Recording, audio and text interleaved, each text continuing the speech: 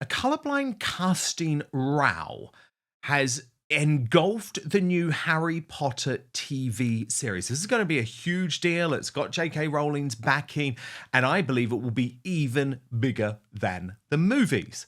But of course, huge interest about who is going to play the iconic characters in the film. And many Potter fans disappointed by the fact that Severus Snape will be played in the HBO series by Papa Asidu, a black actor taking the role of the Hogwarts teacher previously played by the late Alan Rickman in the film series adapted from the famous novels.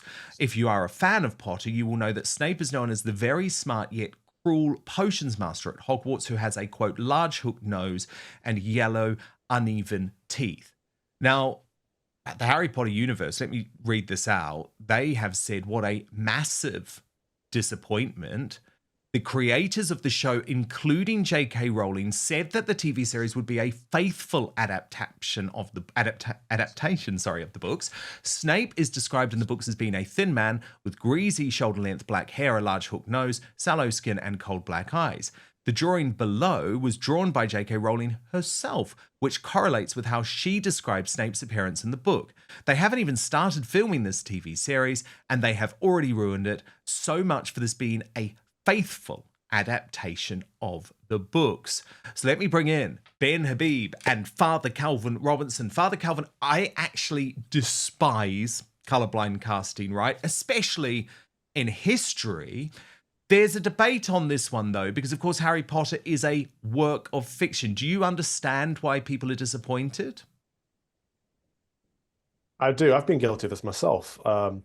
I used to think, well, an actor's an actor, right? And we want a good actor in the role. I used to actually think that Idris Elba would make a very good James Bond.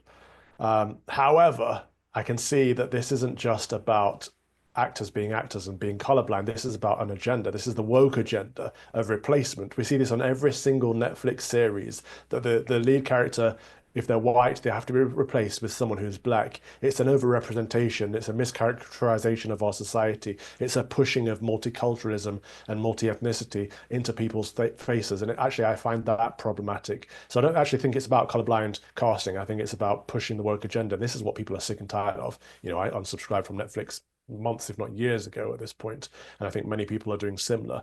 It's a shame because people love Harry Potter and people love these fantasy series. I don't think it matters as much with fantasy as it does with history. You're quite right there, but it does matter because it's about the why, not the what, and that's why people are getting annoyed. Yeah, because of course, look, you look at that picture, Ben Habib, right, of this iconic Harry Potter film series that everyone loved and everyone watched, and it doesn't even feel that old to me. What, we're probably talking 20 years old, Ben Habib. But now the woke class look at that old cast and think, oh my God, it's all white. It's all white. We're going to be in so much trouble. What are we going to do? And of course, the irony here is that it's J.K. Rowling behind this, who for a long time was cancelled by Hollywood because of her views on what it is to be a woman, confirmed by the UK Supreme Court. So what do you make of this change in the ethnicity of Snape's? I think it's Snape. So Snape. I mean, I completely agree with Calvin.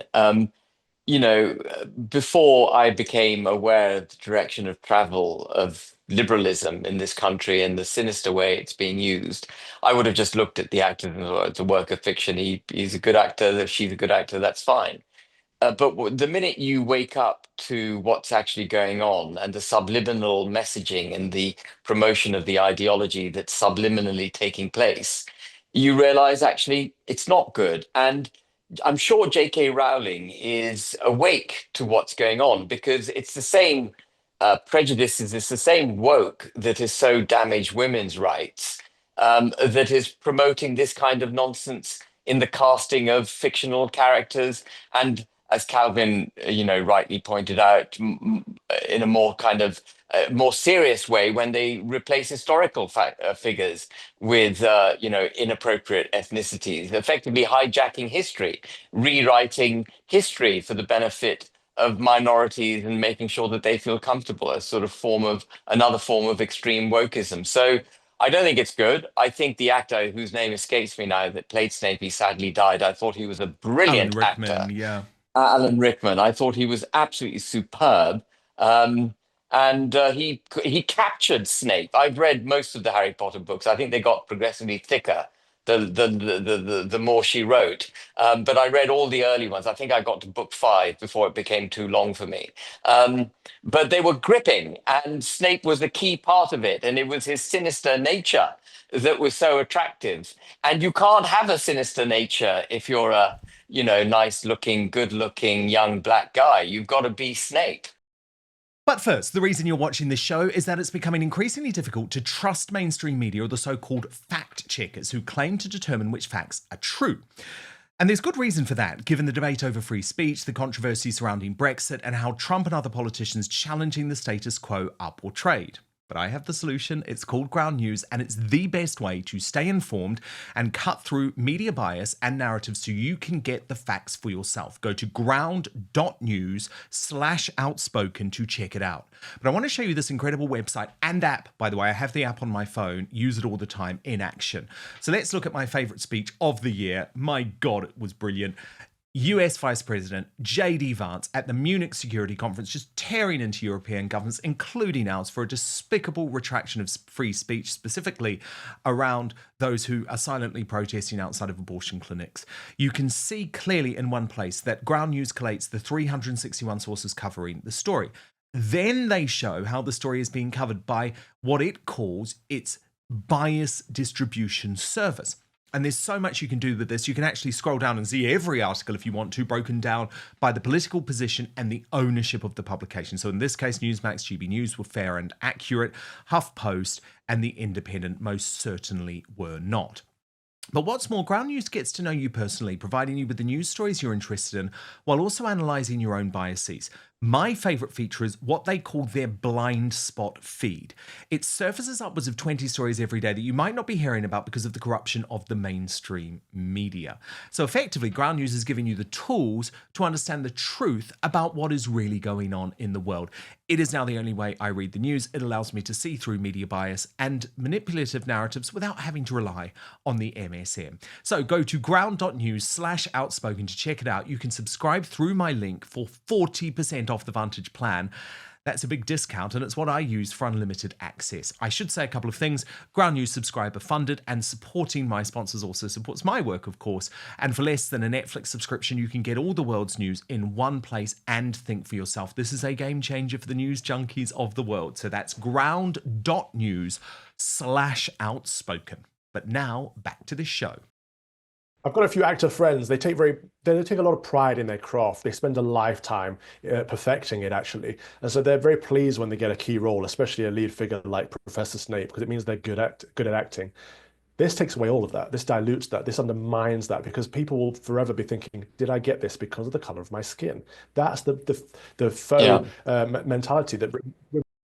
Meritocracy. We've got to go back to people being good at their job and being promoted because of that, rather than these immutable characteristics that we cannot change. Well, of course, and if we do not accurately represent history in art, then I think we've got a real problem. I mean, Ben Habib, my favorite TV show of all time, right? Of all time, no one is going to ever change my mind that Mad Men is the greatest TV series ever made, right? It just is, hands down. I'm obsessed with it still to this day. Again, not made that long ago. We're probably talking 15 years or something now. But that series wouldn't be made today because they didn't do colourblind casting. They accurately represented what life was like in Madison Avenue in New York in the late 50s and 60s, which meant that in the early series, the only time that you saw a black person was when they were the lift attendant, the person pushing the button in the lift. Now, of course, you saw the social change by the end of the series, which came about 10 years later. But I just know for a fact Hollywood would never make that show now. It would be considered too politically incorrect. Absolutely. And I think the way they treated their women would be unacceptable as well. Um, uh, I mean, it's absurd. I think I watched Aladdin, the new version of Aladdin, when my children were little. My children are now 25 through to 22. But I watched the Aladdin film with Will Smith, if you might recall it, 2010 or something, when they were little. And And it came on the other day, and there was a warning about how it, included things that we might find offensive. This was an animated film with Will Smith playing the genie, and I just couldn't get my head around it. I mean, it's just we're going mad, and you know, without wishing to come back to a subject we've already discussed, when a country needs a supreme court to define what is bleedingly obvious, we know we've got a real problem. Yeah, indeed. And I also just wanted to quickly show you this column from earlier in the week by Anaya Falaran Aman. She was a former colleague of ours at GB News, Father Calvin, but she'd always pushed back on this concept of anti-white racism even existing. And then this week, she posted on X, I've written for The Telegraph about how I've changed my mind about the phrase anti-white racism as it's becoming increasingly difficult to ignore what looks like a growing pattern of institutional discrimination against white Britons. And she says competence, not racial preference, should be the most important quality in gaining admission to the police force. Did you like seeing this U-turn from Anaya? I haven't actually seen that, but I fully support that. Absolutely. I like Anaya on a personal level, but she's far more woke than I am on a lot of these issues. So it's good to see people that I consider woke waking up to the fact that there is anti-white racism in a lot of our institutions. In fact, people often say British institutions are systemically racist. And I think, yeah, they probably are, but against British white nationals. That's the problem. They're undermining the native population at left, right, and centre. And so if people are waking up to that, perhaps the institutions will have to respond in kind and therefore stop the two-tiered system, whether it's the police force and the judiciary or the politicians or even the legacy media. All across the board, we're seeing this and it has to stop. Ben Habib, do you agree that anti-white racism does exist? Oh, absolutely. It's part of our regulatory and legal framework. Diversity, equity, and inclusion, which is a regulatory framework that my company has to adhere to under direction from the London Stock Exchange, from our shareholders, from our lenders. They all require it.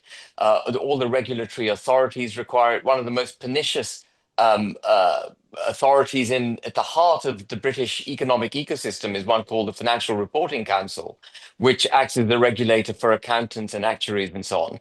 And it says you've got to practice DEI. It's all its members have to practice DEI, but that's not sufficient. All its members need to ensure that all parties with which they deal also practice DEI. And that's how they've made it systemic. That's how they've got it right across the entire fabric of the United Kingdom. Educational establishments, armed forces, public services, you name it. Everyone's practicing DEI because all the regulatory bodies, all the framework in which we operate requires this progressive discrimination in favor of minorities, whether that's ethnic minorities, religious minorities, transgender ideology. Any ethnic minority has progressive discrimination in its favor. And of course, the most obvious application that we see of it is progressive discrimination in favor of ethnic minorities. In other words, people who look a bit like me, are a bit brown, and look a bit like Calvin, and don't look like you, Dan. And that is racism. Progressive discrimination is racism. And we now famously, I think we all know that the individual most prejudiced against is a white, middle-aged, heterosexual male. That's it. That is the guy who's going to get nailed because he's got nothing going for him. And I would have been in that bracket, but for the fact that my father is Pakistani. And Dan, you would have been in that bracket, but for one reason.